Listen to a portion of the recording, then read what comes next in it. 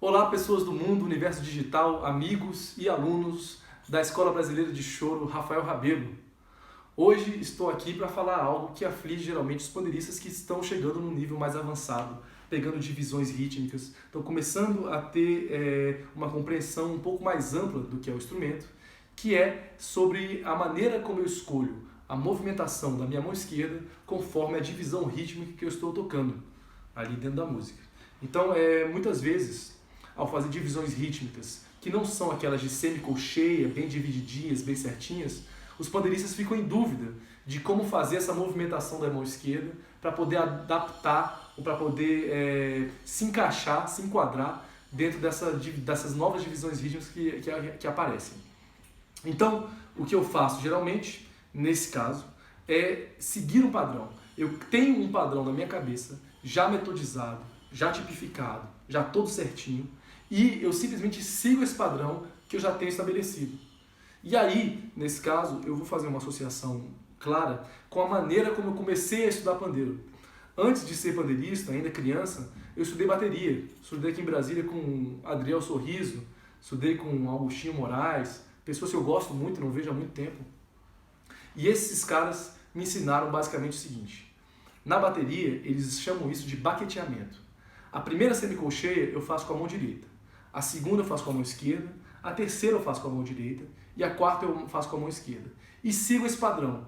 Se tiver uma divisão em colcheia, que é a divisão 2, geralmente você está tocando em 2/4, né, em C mínima, se eu tiver dividido o tempo em 2, se eu tiver nessa divisão de colcheia, eu posso fazer direita, para não ter que fazer direita, direita, direita, direita, direita, eu posso fazer direita, esquerda, esquerda, eu posso alternar, caso eu esteja fazendo uma divisão de colcheia. Mas seguia, né, enquanto baterista, sempre esse padrão, porque assim foi me ensinado. A vantagem que eu vi nesse padrão é porque você tendo algo já tipificado na sua cabeça, já metodizado, na hora que vem uma divisão rítmica diferente, você já tem meio que uma saída automatizada, como se você já tivesse condicionado a um movimento específico e que aquele condicionamento te desse uma solução mais rápida, te ajudasse a resolver aquele problema com um pouco mais de velocidade. Então, dentro do meu pandeiro, na hora de interpretar o meu pandeiro, eu associo esse direita, esquerda, com a parte de baixo da mão, a parte de cima da mão, a parte de baixo da mão e a parte de cima da mão. Então, eu aprendi a tocar pandeiro sempre começando com o polegar. Então, eu sigo esse padrão sempre. Eu nunca começo o meu pandeiro tocando com a parte de cima da mão, que é algo que eu sei que existem várias técnicas e vários pandeiristas muito bons e otimamente bem-sucedidos que começam tocando com a parte de cima. É o caso do Suzano, por exemplo, que tem uma técnica maravilhosa e que é referência para muitos pandeiristas e tal, que sempre começa com a parte de cima da mão. Eu gosto de começar com a parte de baixo. Então eu começo com a parte de baixo, porque eu acho que o polegar tem uma ênfase muito interessante. Então eu começo com a parte de baixo da mão, depois com a parte de cima, parte de baixo, parte de cima. Se eu, por exemplo, omitir a segunda semicolcheia, que é, por exemplo, eu fazer no meu pandeiro 1, 3, 4, né? 1, 3, 4, não tocando 2, né?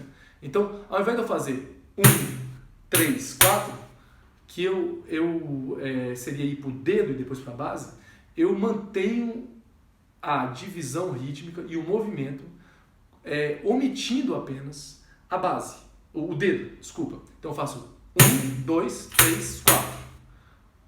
2, 3, 4. Então a minha terceira semicolcheia, eu sempre vou a parte de baixo da mão. Sim, eu repito 2 vezes a parte de baixo da mão. Mas eu tenho tempo de ajustar o meu movimento, porque eu tenho uma distância aí maior entre as duas notas. Como ela é uma colcheia, ela dura um pouquinho mais, eu tenho tempo de ajustar meu movimento para voltar com a base. Então é o caso, por exemplo, do frevo. Eu não toco o frevo assim, né?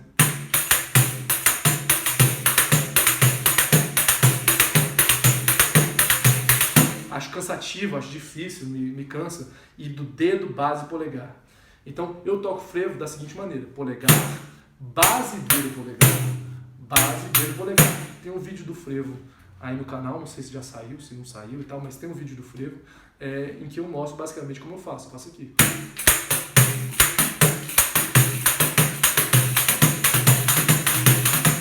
Para mim é mais fácil e mais orgânico.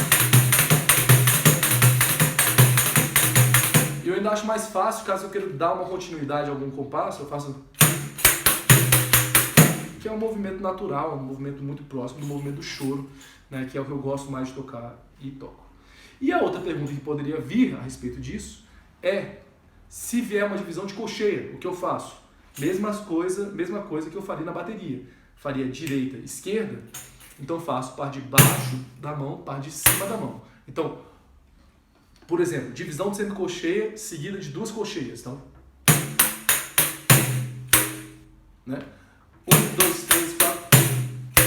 Então, apesar de a batida da colcheia, da segunda colcheia, coincidir em tempo com a batida da terceira semicolcheia, numa divisão de tempo em duas partes, num 2x4, dividindo em colcheia, eu sempre faço parte de baixo da mão e parte de cima da mão, certo? Então é a única exceção que eu abro para essa questão de movimentação, de uma associação que eu faço ao baqueteamento da bateria. Uma outra pergunta que pode vir é quando tenho 5 notas ali, ou quando tenho 7 notas, ou 3 notas, notas ímpares. Eu não vou conseguir sempre alternar. Então, como é que eu faço isso? E aí, a minha saída é sempre o seguinte, deixar a repetição de divisão para quando eu estiver indo para o polegar. Para mim, esse é um movimento um pouco mais natural. Então, por exemplo, se eu estiver fazendo, eu nunca faço 2 dedos, 2 graves, assim. Eu tento sempre assim, se eu vou fazer 5 notas, por exemplo, uma divisão de fusa básica, tá?